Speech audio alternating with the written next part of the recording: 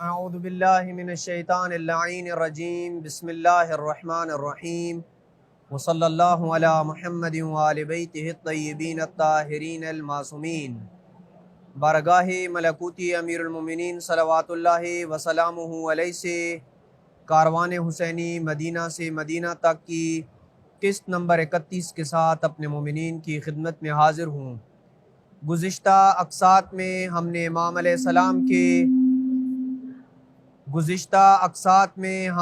علیہ السلام کے مکہ مکرمہ میں قیام کا تفصیلی تذکرہ کیا تھا، اور آج سے مکہ اور عراق کے رستے کی منازل کے واقعات کو بیان کرنے کا سلسلہ شروع کر رہے ہیں۔ مکہ مکرمہ میں 125 دنوں کے طویل قیام کے بعد، عمرہ مفردہ انجام دینے کے بعد، امام عالی مقام نے حرم خدا کی حرمت کو بچانے کے لیے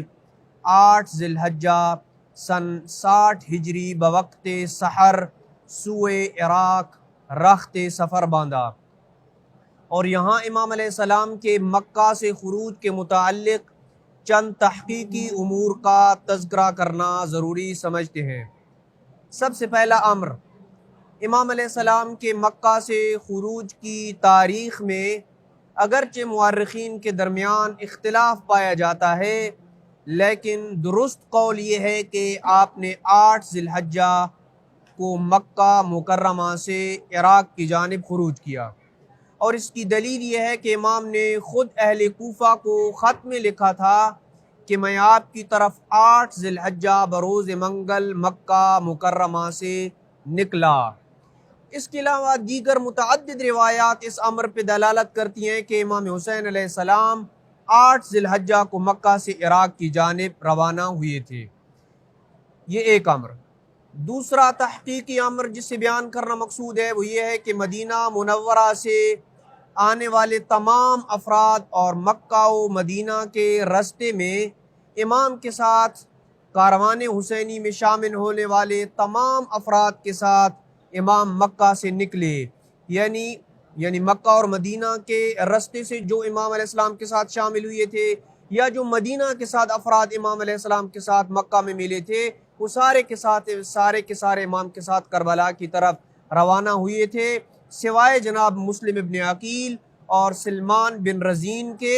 کیونکہ امام علیہ السلام نے جناب مسلم کو کوفہ جبکہ سلمان بن رزین کو بصرہ کی طرف اپنا خط دے کے روانہ کیا تھا۔ اسی طرح مدینہ کے علاوہ دیگر شہروں سے امام علیہ السلام کے ساتھ شامل ہونے والے تمام افراد مکہ سے امام کے ساتھ کربلا کی طرف نکلے تھے، سوائے قیس بن مسہر السیداوی، عبد الرحمن بن عبداللہ الارحبی اور عمارہ بن عبید اللہ السلولی کہ جنہیں امام نے جناب مسلم ابن عقیل کے ساتھ روانہ کیا تھا، اور ان کے علاوہ سعید بن عبداللہ الحنفی، ہانی بن ہانی بھی امام کے ساتھ کربلا روانہ نہ ہوئے تھے، کیونکہ امام علیہ السلام نے ان دونوں کو جناب مسلم ابن عقیل سے پہلے اہل کوفہ کے نام خط دے کے روانہ کیا تھا۔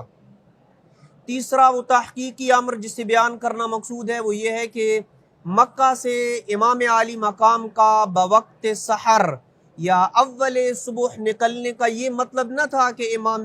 عالی مقام مکہ سے چھپ کر یا مخفی طور پہ نکل رہے تھے، اور بنو امیہ کی مقامی حکومت کو امام کے خروج کا علم نہ تھا، کیونکہ امام نے 8 ذی الحجہ کی شب ایک مشہور خطبہ دیا تھا جس میں آپ نے فرمایا تھا، جو ہماری راہ میں جان فدا کرنا چاہتا ہے اور اپنی جان اللہ کے دیدار کے لیے تیار کر چکا ہے، وہ آئے اور ہمارے ساتھ عازم سفر ہو جائے۔ میں انشاءاللہ کل صبح سفر عراق پہ عازم ہوں۔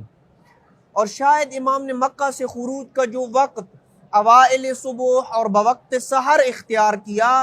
وہ اس لیے تھا کہ امام کی غیرت ہاشمی یہ گوارا نہ کرتی تھی کہ دن کی روشنی میں خاندان عصمت و طہارت کی مستورات کے ساتھ امام مکہ سے نکلے، اس وجہ سے امام صبح سویرے نکلے، وگرنہ نہ تو امام علیہ السلام کا سویرے نکلنے کا مقصد چھپ کے مکہ سے نکلنا تھا، اور نہ ہی بنو امیہ سے امام علیہ السلام کو کسی قسم کا کوئی خوف تھا، کیونکہ ایک تو بنو امیہ کھلے عام کوئی ایسی حرکت نہ کر سکتے تھے امام کے خلاف، اور دوسرا بنو امیہ کے پاس مکہ کے اندر اتنی عسکری قوت ہی نہ تھی کہ وہ امام کے ساتھ وہاں مکہ میں کسی قسم کا مقابلہ کر سکتے، کیونکہ مکہ میں طویل ترین قیام کے بعد امام کے کاروان کی تعداد کافی زیادہ ہو چکی تھی، جس سے